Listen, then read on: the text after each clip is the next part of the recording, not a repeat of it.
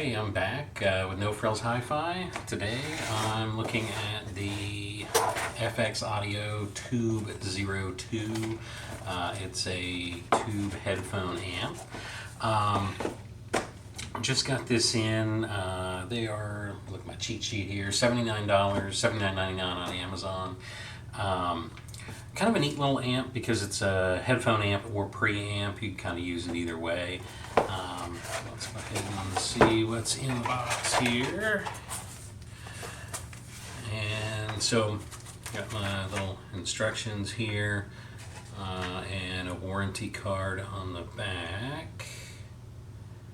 And got our little wall board here, as usual with this company. You can get it in different configurations, so when you order it, just let them know. If you're obviously in Europe, they're gonna send you the European one. In the US, they're gonna send you the US one. So, wherever you are, just make sure you get the right plug, particularly if you're ordering it somewhere else and you're planning on going overseas or whatever. Let's go ahead and take a look. So, we got the tubes. There's one, two, so there's two tubes. This one's not really very tightly held, but it should be fine.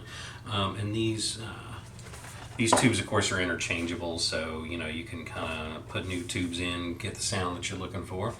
But let's go ahead and take a look at the unit here, and I'll show you how to put the tubes in just a minute. But here it is, FX02.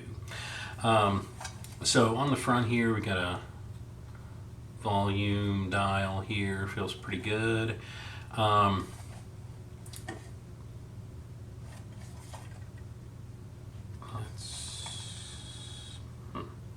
Well, what I'm looking at, so it has two different inputs, one output, so you can have multiple devices, multiple sources connected to this. And you can change that just by hitting this button. There's a little light that'll light up for auxiliary 1 and auxiliary 2. Maybe it's just a translation issue. I don't know. It's kind of odd to have things labeled as just auxiliary. In fact, on the back, it's got RCA plugs for everything, and then, of course, the power plug there. But it's labeled auxiliary 1, auxiliary 2, and auxiliary out. Typically, you would see, input 1, input 2, output. It's just semantics. It doesn't really matter what they call it, but it just kind of caught me off guard because usually auxiliary would be like kind of a secondary port. Yeah, that's how they name them. And it does have a button here for gain.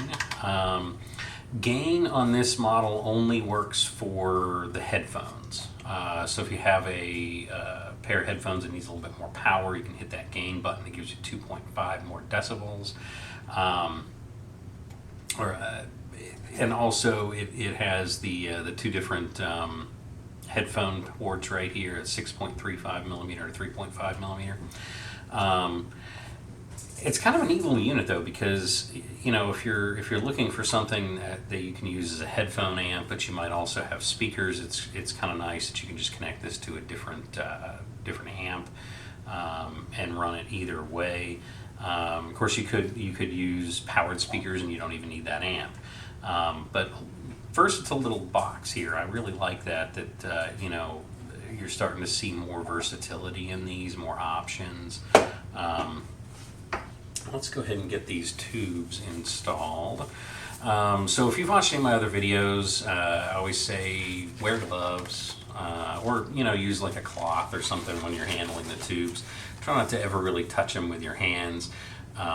You can get grease and dirt and stuff like that on them, and oils just from your skin.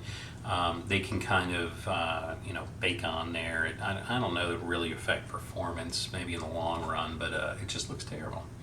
But these tubes that it comes with, well, that's kind of all rubbed off of there. It's a 5725. If you're not familiar with tubes, there's usually like an indicator spot here. You can kind of see there's like it looks like there's a pin missing. Obviously it's supposed to be that way, but it corresponds to in the little socket there's a spot where there's one missing.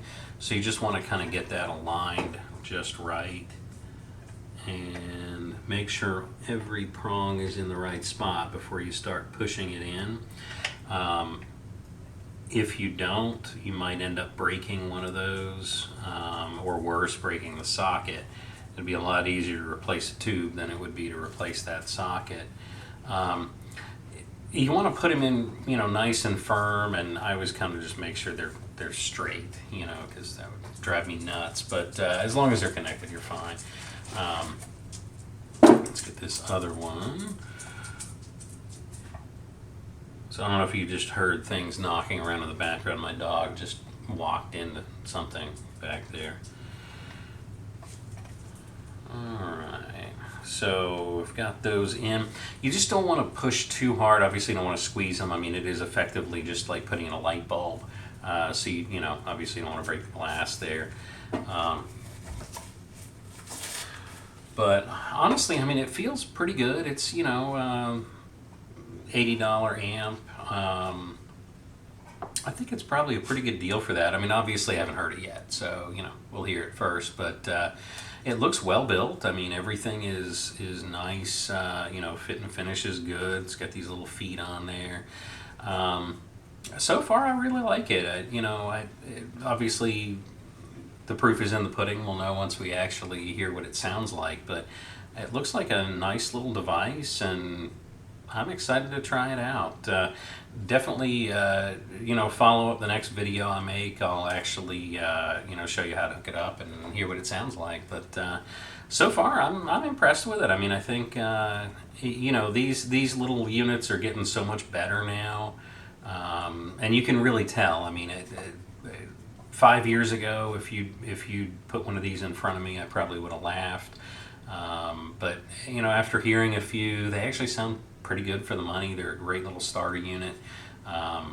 It wouldn't be my main go-to critically listening kind of thing. It's not going to replace like $1,000 amp. That's not what this is for. I think it's priced very well for what it is. Obviously, again, time will tell once we hear it. But yeah, so far I'm definitely happy with it. I think they make a pretty good product from the other stuff that I've heard. So yeah, check me out on the next video. Don't forget to like and subscribe, and we'll catch you later.